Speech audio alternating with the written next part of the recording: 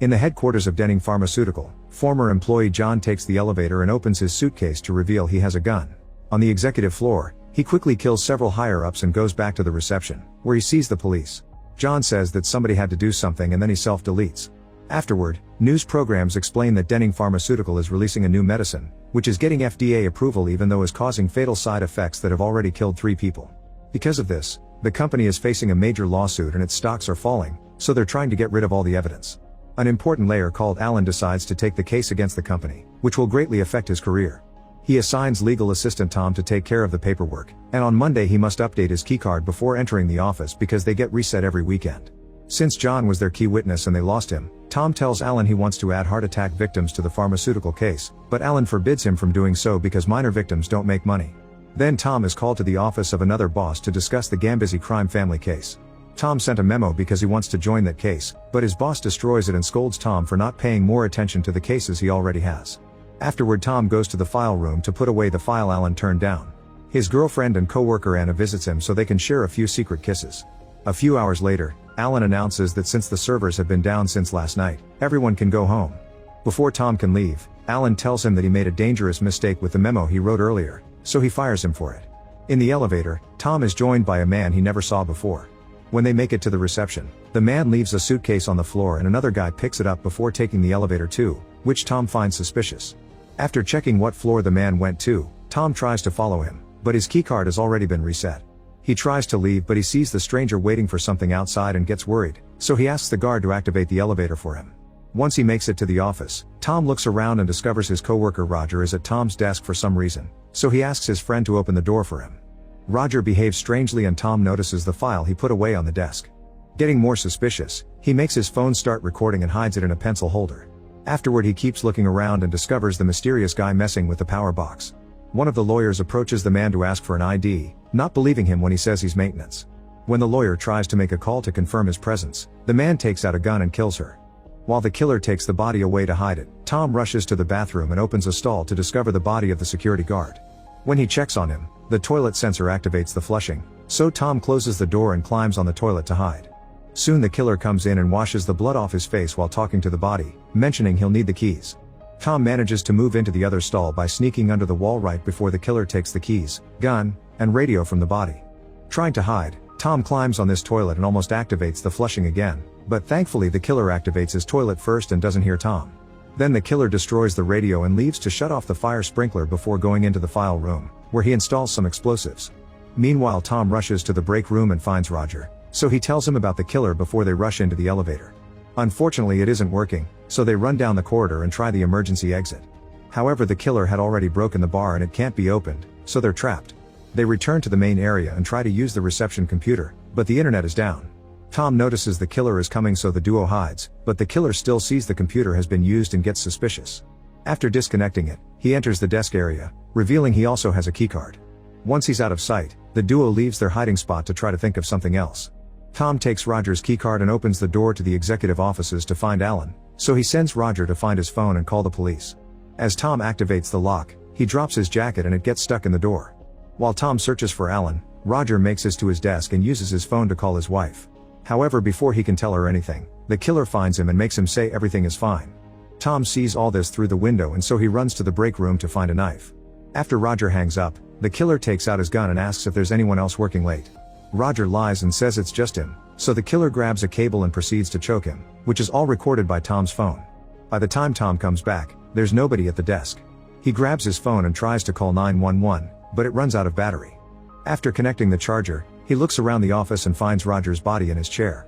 At that moment the killer comes back and sees the jacket at the door, so Tom grabs Roger's keycard and quickly hides in the closet, where he's startled by the lawyer's body.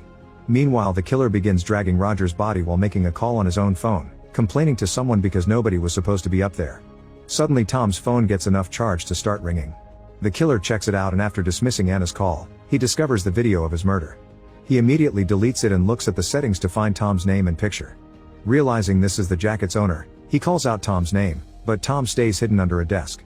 After the killer leaves, Tom runs into another office and lights some paper on fire to try to activate the fire alarm, but it isn't working either. Suddenly Tom notices someone in an office in the neighboring building, so he makes a bigger flame inside the trash can and pushes it against the curtains to start a proper fire. This gets the neighbor's attention and Tom makes a gesture to ask him to call for help.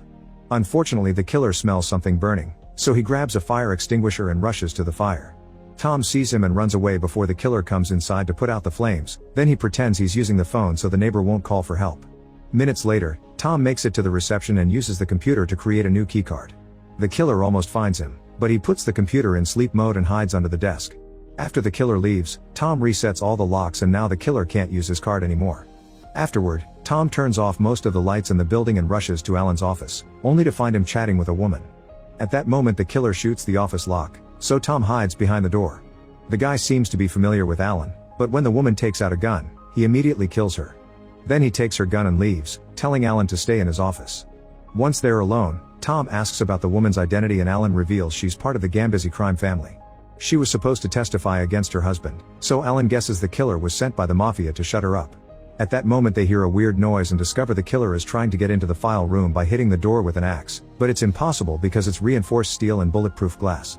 Afterward, Alan and Tom try to escape but must hide when they hear the killer coming. The guy arrives with the janitor and does an impression of his voice, asking Tom to come out or he'll die. Suspicious, Tom asks what nickname he always used for the janitor and obviously the killer doesn't know, so Tom guesses the janitor is already dead. Next the criminal turns the elevators back on, trying to make them come out. Alan and Tom check the corridor and find the janitor's body with a note that says you win. At that moment they hear a phone ringing and rush to the desk, only to be shocked when Tom finds his own number calling. Alan guesses it's a trap and tries to escape, causing the killer to shoot him in the arm. The duo starts running away and the killer chases them as he continuously fires at them, so they hide in an office where they can lock the door. This one isn't reinforced though, so the criminal uses the axe to break it down. By the time he catches up to them, they're already getting into the file room. Tom tries to use the killer's phone to call for help, but it's protected with a password. The man still has Tom's phone and since it doesn't have a PIN, he texts Anna to ask her to come over. Desperate to help her, Tom gets an idea and starts using the copy machine. At the entrance, the killer lets Anna in and holds her at gunpoint, asking for her phone to destroy it. At that moment Tom shows up and offers to exchange the keycard for Anna, but the killer isn't convinced until Alan also comes to manage the negotiations. After the gun is dropped, Alan takes the card to the criminal, who lets go of Anna but takes out the guard's gun. Alan pushes him to save Anna, so the killer punches him and drags him to the file room. There he complains that Alan didn't clear the office, meaning they've been working together. After the killer activates the explosives, Tom shows up with the gun, only to discover the criminal has all the bullets. Alan uses the chance to run and the door closes, leaving the killer locked in the file room. He tries to get out with the keycard but it doesn't work because Tom gave him a fake one he made with the copy machine. Suddenly the explosive goes off and starts a fire on the file shelves. The killer tries to put it out to no avail and passes out because of the smoke. Then Tom comes inside and after throwing the gun away, he puts the fire out by pushing the shelves and making them fall. Suddenly the killer wakes up and attacks Tom, so a fight ensues. The man quickly overpowers Tom and Anna cuts in to help, but she only gets punched. Tom uses the distraction to punch the guy and after they both fall, Alan shows up and shoots the killer. Before dying, the man whispers the numbers 11 to 22 and Tom takes the keys from his pocket. While Anna uses the keys to activate the elevators, Tom goes back to the desks and finds the case file, where he discovers that the pharmaceutical company wanted to get rid of all of the evidence. Then he types 11 to 22 on the killer's phone and unlocks it to find Alan's phone number. It turns out Alan was paid by the pharmaceutical company to lose the case, so he hired the man to destroy the files and kill Roger. Alan claims that corporations are more dangerous than the mafia and tries to bribe Tom, but he turns the money down and leaves with the file. Not wanting to go to jail, Alan self-deletes. Soon the police arrive, so Tom rushes to leave with Anna before they can be seen. In the file room, the copy machine is making thousands of copies of the case evidence. This is found by a cop, who happens to be the guy who left the gun for the killer. The officer finds Tom's phone in the killer's hand and immediately calls a hitman to send him after Tom to silence him. Make sure to subscribe and turn on notifications so you can watch more videos like this. Thanks for watching.